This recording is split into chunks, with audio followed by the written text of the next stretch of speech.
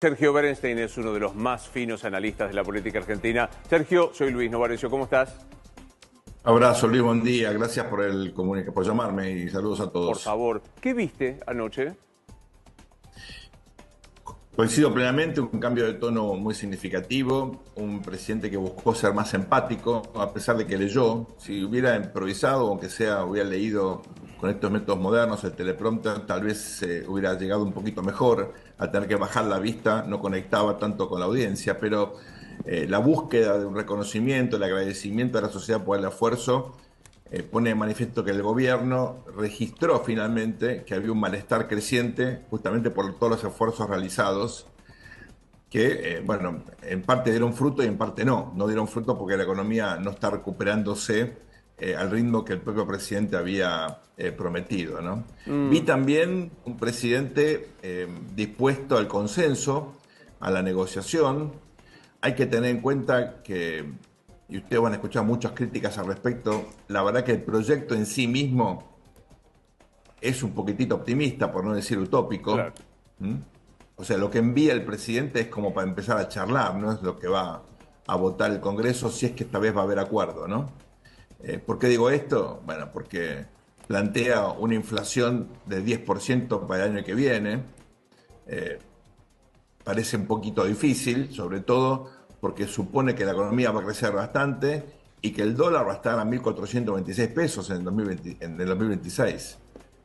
Ojalá yo me Digo, equivoque y el presidente tenga razón, pero no parecen supuestos hoy eh, muy robustos, no teniendo en claro. cuenta lo que estamos viviendo en los últimos por lo menos 3 meses. Yo, Entonces, sí. yo tomo esto como una especie de señal del Poder Ejecutivo, del Poder Legislativo, a los gobernadores de, bueno, charlemos, ¿no? Empezamos por acá, pero es como cuando vas a comprar un auto usado, sabes que el precio que te están diciendo no es el que finalmente vas a pagar. Yo decía que hay una actitud de cambio, bueno, en la forma sin duda.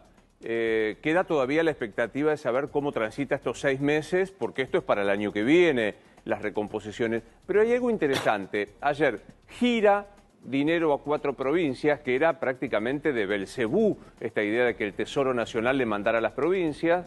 Les habla a los diputados, a los senadores y a los gobernadores como probables aliados en este sentido, y hace instantes Karina Milei retira la cautelar para que no se difundan los audios de Españuolo.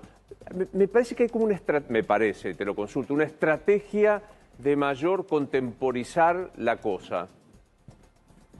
El giro que el presidente imprimió la primera semana, cuando uno mira los mercados, Luis, amigos, fue insuficiente. Y yo creo que durante el fin de semana tomaron nota de eso y reaccionaron al respecto. Tal vez hubiera sido mejor, habida cuenta de la reacción de esta mañana, que el discurso se hubiese dado o se hubiese grabado el domingo en la noche.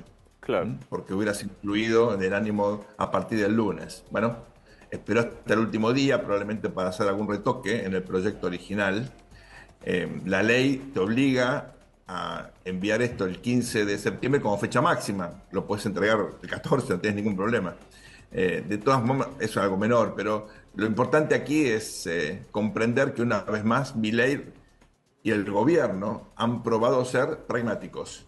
Hablamos de esto la otra vez, fueron pragmáticos en política económica, fueron gradualistas, han probado diferentes cosas, han tenido una actitud sumamente ecléctica y ahora lo han demostrado una vez más. Mm, ¿Alcanza con esto, Luis? claro, Porque ahora el problema es que del otro lado tenés gente más exigente. ¿Mm? claro. Tenés una oposición mejor organizada, un nuevo espacio de poder, Provincias Unidas, que tiene potencial y que tiene la capacidad de representar a sectores que hasta ahora estaban, bueno, un poco marginados en el debate público, el propio peronismo con una figura como Kicillof, que fíjate que hace un esfuerzo ahora para dejar de ser el enano soviético, convertirse en una especie de líder Ah, socialdemócrata a la Lula o a la Yamandu Orsi, ¿no? El presidente del es muy Uruguay. buena esa, ¿eh? Te la voy a robar, te la voy a robar. Intentar pasar del enano soviético a Yamandur y Lula es una...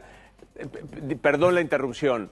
¿No te parece un No, poco, pero no te parece un pero poco fíjate que apresurado lo de Kicillof? Digo, no ayuda al miedo, y lo voy a decir porque yo soy gorila, al miedo gorila verlo aparecer tan rápido a Kicillof. Lo que pasa es que Silov tiene que llenar el espacio que en el peronismo, y lo digo con respeto, está dejando Cristina por una cuestión natural, por sus problemas legales, por una cuestión también, obviamente, de ciclo de vida. Tiene que llenar, fíjate, el espacio que por su prudencia está dejando Sergio Massa, de un peronismo más moderado, más promercado, pragmático, de gestión. ¿M? Y sobre todo Kicillof necesita que la gente no mire su gestión en la provincia de Buenos Claro, Aires, ¿no? Porque claro. la verdad que es increíble cómo la campaña de la Libertad Avanza no focalizó en los enormes problemas, muchos son heredados, otros no, que Kicillof ha tenido estos años. Recordemos que es su segunda gestión hace 6 años, ella no le puede echar la culpa a nadie, y la provincia sobrevive como puede, ¿no? Total. Entonces, creo que también él tiene que vender futuro, porque si mirás presente, bueno, no muchas credenciales para pelear por una candidatura presidencial en el PJ no podría tener, ¿no? Dos muy cortitas. Me quedo pensando en lo de Cristina, ¿no? Que ayer vi que Jorge Tayana, el candidato de la capital federal, posteaba una foto junto con ella en San José 1111. Da la impresión que después de la elección de la provincia de Buenos Aires pasaron dos cosas. Una paliza al gobierno y, me atrevo a decir, una paliza a Cristina y a la Cámpora, ¿no? Te propongo un análisis comparado, Luis, ahí. Fíjate el lío que se armó en Brasil con la condena a Bolsonaro, ¿no? Una sociedad muy polarizada, casi la mitad que sale a festejar y la otra mitad que sale a la calle a defenderlo, Sí. masivamente. Bueno, no vimos nada parecido respecto de Cristina, nada.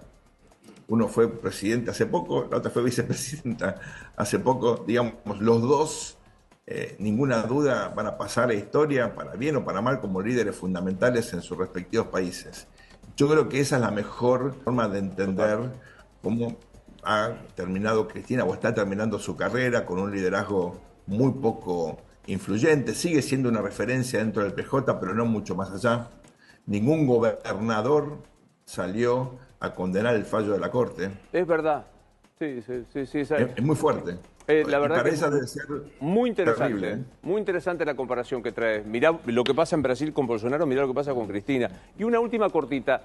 Yo creo que ayer hubo también en el discurso de Milei un metamensaje a los más dogmáticos, a la patria tuitera, a los traductor, Gordodán y demás. Me parece que los dejó como desconcertados, porque su moderación es un modo de decir, che, chicos, no es por ahí, me parece. Cuando éramos chicos, Luis, mirábamos esas películas de la guerra donde aparecía algún soldado japonés que después de 30 años seguía peleando Sí. una guerra que había terminado, ¿no? Y yo creo que en las redes sociales encontré a gente que se quedó muy todavía metida en la dinámica preelectoral de la elección presidencial de hace casi 2 años.